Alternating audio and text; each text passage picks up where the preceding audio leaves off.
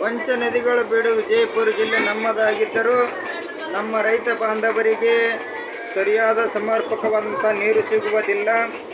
ಅದರಂತೆ ನಮ್ಮ ವಿಜಯಪುರ ಜಿಲ್ಲೆಯ ಕೂಡಿಗೆಯಲ್ಲಿ ಸುಮಾರು 3.5-4 ಸಾವಿರ ಎಕರೆ ಜಮೀನಿನಲ್ಲಿ ಕೂಡಿಗೆ ಅಣು ವಿದ್ಯುತ್ ಸ್ಥಾವರ ಘಟಕ ಸ್ಥಾಪನೆ ಆಗಿದ್ದರೂ ಕೂಡ ನಮ್ಮ ಅತ್ಯಂತ ಹಿಂದುಳಿದಿರುವ ಉತ್ತರ ಕರ್ನಾಟಕ ವಿಜಯಪುರ ಜಿಲ್ಲೆಗೆ ಈ ನಾಡಿಗೆ ಸಮರ್ಪಕವಾದಂಥ ಕರೆಂಟು ಕೂಡ ಸಿಗುವುದಿಲ್ಲ.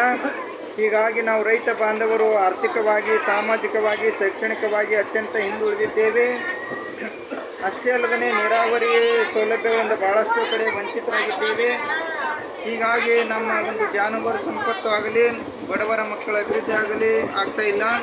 ಆದ್ದರಿಂದ ಕೇಂದ್ರ ಸರ್ಕಾರ, ರಾಜ್ಯ ಸರ್ಕಾರಗಳು ಮುತುವರ್ಜಿ ವಹಿಸಿ ನಮ್ಮ ಪಂಚ ನದಿಗಳು ಬೀಡು ವಿಜಯಪುರ ಜಿಲ್ಲೆಯ ಉತ್ತರ ಕರ್ನಾಟಕ ಭಾಗದ ಈ ಎಲ್ಲ ನೀರಾವರಿ ಯೋಜನೆಗಳು ಪೂರ್ಣವಾಗಿ ಜಾರಿಗೊಳಿಸಿ ರೈತರ ಜಮೀನುಗಳಿಗೆ ಸಮರ್ಪಕವಾದಂಥ ನೀರನ್ನು ಒದಗಿಸಬೇಕು. ಹಾಗೂ ದಿನದ 24 ಗಂಟೆ, ವರ್ಷದ 12 ತಿಂಗಳು ನಿರಂತರವಾಗಿ ವಿದ್ಯುತ್ತನ್ನು ಉಚಿತವಾಗಿ ಪೂರೈಸಬೇಕಾಗಿ ಕಳಕಳಿ ವಿನಂತಿ.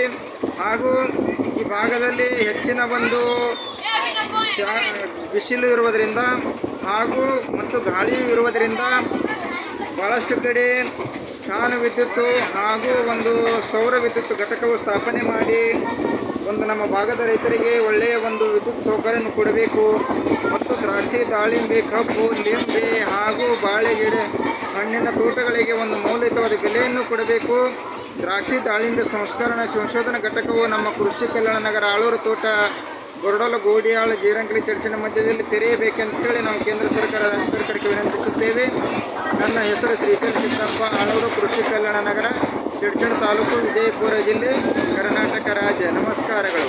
Mobile number 7892941796.